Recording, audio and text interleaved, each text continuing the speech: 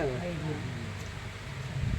તો પાછું પેલા કે અત્યારે ચોમાસું નથી આવ્યું છે એટલે અંબાલાલે એવું કીધું કે આને ચોમાસું માની બેસવાની ભૂલ કરતા. કારણ કે આ બધું અંબાલાલને પૂછીને થાય કે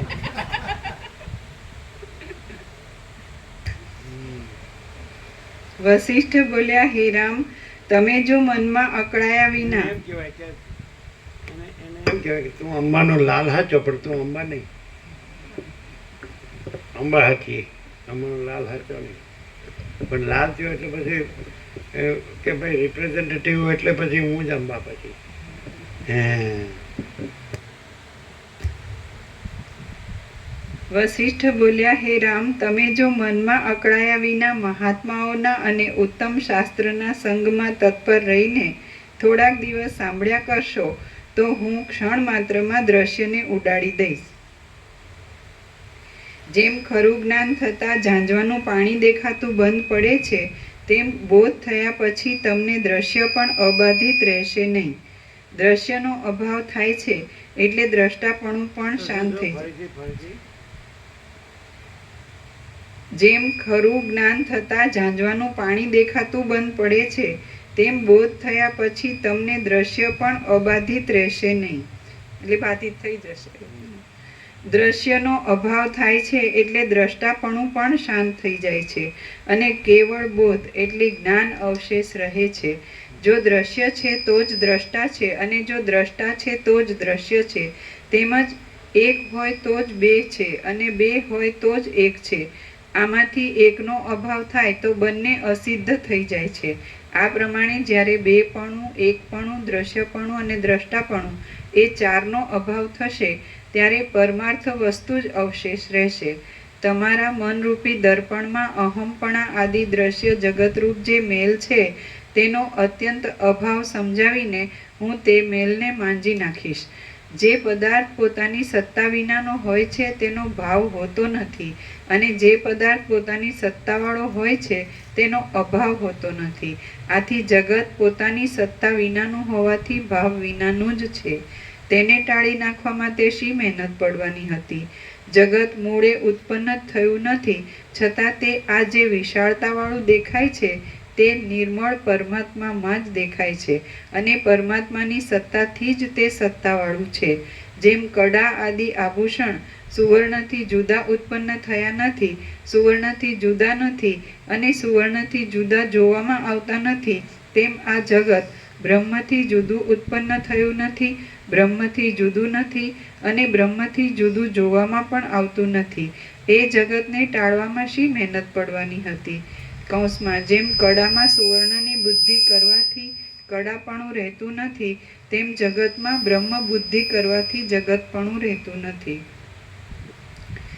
કૌંસ પૂરો. આ વિષય હું તમને ઘણી ઘણી યુક્તિઓથી વિસ્તારપૂર્વક કહીશ એટલે અબાધિત એવું શુદ્ધ તત્વ પોતાની મેળે જ તમારા અનુભવમાં આવશે. જેમ મરુદેશમાં નદી જ નથી તો પછી તેનું જળ ક્યાંથી હોય? જેમ બીજો ચંદ્ર જ નથી તો તેનું ગ્રહણ થવું ક્યાંથી હોય? તેમજ જગત મૂળમાં ઉત્પન્ન થયું નથી તો પછી તેનું અસ્તિત્વ પણ ક્યાંથી હોય? જેમ વાંજણીનો પુત્ર હોતો નથી, મરુદેશમાં જળ હોતું નથી અને આકાશમાં વૃક્ષ હોતું નથી, તેમ આ ભ્રાંતિરૂપ જગત મૂળમાં છે જ નહીં.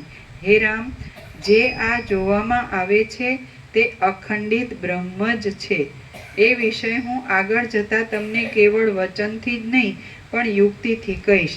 હે ઉદાર બુદ્ધિવાળા, વિદ્વાન લોકો આ વિષયમાં યુક્તિઓથી જે કહે છે તેનો અનાદર કરવો યોગ્ય નથી. જે મૂઢ બુદ્ધિવાળો માણસ યુક્તિઓથી ભરેલા વિષયનો અનાદર કરીને મહા દુઃખદાયી આગ્રહ લઈ બેસે છે તેને વિદ્વાન લોકો મૂર્ખ જ સમજે છે. શ્રી યોગ વાસિષ્ઠ મહારામાયણમાં ઉત્પત્તિ પ્રકરણનો જગદાદિ દ્રશ્ય સત્તા પ્રતિજ્ઞા નામનો સર્ગ 7મો સમાપ્ત. ઓમ ઓમ ઓમ. પ્રસાદ આપી દીધો.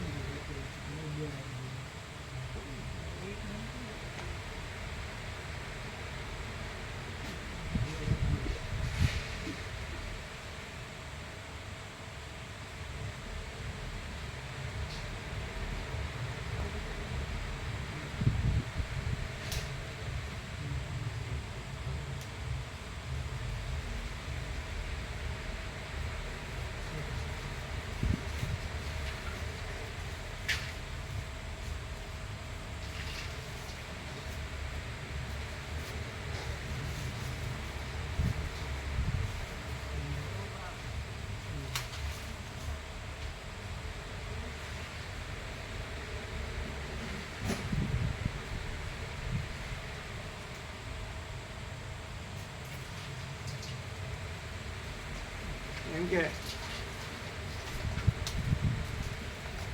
બધા એમ કે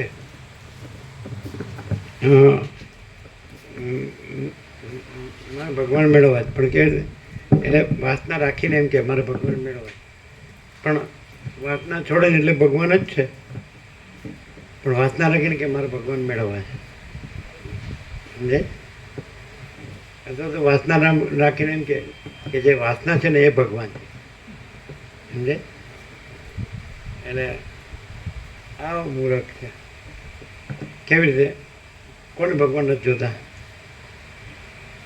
પણ વાસના રાખીને બરાબર કે મારે ભગવાન જોવે છે વાસના રાખીને એટલે કોઈ દી મળે જ નહીં અને ખરેખર ભગવાનમાં તો વાસના નથી તો વાસના નથી એટલે ભગવાન જ છે કેટલું સહેલું હાવ સરળ સીધું સાદું સત્ય ને સીધું સાદું જ્ઞાન નથી ખ્યાલ આવતો. બધા કે મારે ભગવાન જોઈએ વાસના રાખીને એટલે વાસના હોય ત્યાં એટલે પછી ભગવાન હોય ત્યાં ભ્રાંતિ હોય પછી અને એમ કહો કે ભગવાન છે એમાં તો વાસના નથી ભ્રાંતિ નથી બરાબર આ જ્ઞાન કે જે કહેતો હોય માયા કે તો પછી વાસના નથી ભગવાન તો છે જ જોવે છે ક્યાં છે જ પણ વાસના રાખીને ભગવાન જોવે છે અથવા તો વાસનાને ભગવાન કહેવાના સમજાય